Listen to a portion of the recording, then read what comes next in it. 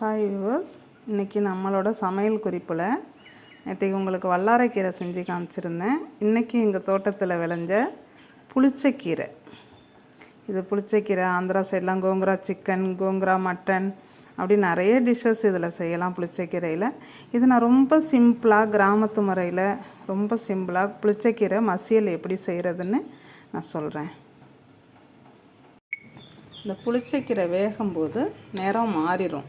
இந்த மாதிரி நுரையாக வரும். கொஞ்சம் தண்ணி அதிகமாக விட்டு தான் இதை வேக வைக்கணும். நிறம் அப்படியே பச்சை கலரில் இருக்கிறது அங்கே பாருங்கள், நிறம் லைட்டாக அப்படியே மாறிடும்.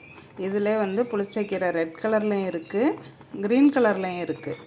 2 வகையான கீரை இருக்குது. எங்கள் வீட்டில் உள்ளது தண்டு ரெட் கலரில் இருக்கும். அந்த மாதிரி உள்ள ஒரு கீரை அந்த பாருங்கள், ரெட் கலர் தெரியுதா? அந்த மாதிரி ரெட் கலர்லேயும் இருக்கும். தண்டு க்ரீன் கலரில் உள்ளதும் இருக்குது. ரெட் கலரில் உள்ளது கொஞ்சம் புளிக்கும், க்ரீன் கலரில் உள்ளது கொஞ்சம் புளிக்காது அப்படின்னு சொல்லுவாங்க. இப்படி வேக வைக்கும்போது தண்ணியில் இப்படி நுரையெல்லாம் நிறைய வந்துட்டுருக்கும். ரொம்ப சிம்பிளான டிஷ்ஷு, ரொம்ப ஹெல்த்தியான டிஷ்ஷு இது. ரொம்ப வெரி சிம்பிள் இது செய்கிறது. எப்படின்னு கேட்டால் இதை வேக வச்சுட்டு மசித்து தாளிதம் பண்ண வேண்டியதுதான், வேறு ஒன்றும் இல்லை.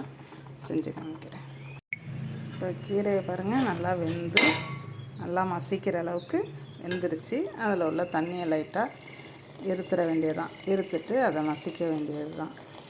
இது தாளிக்கிறது மெயினாக நல்லெண்ணெயில் தாங்க தாளிக்கணும்.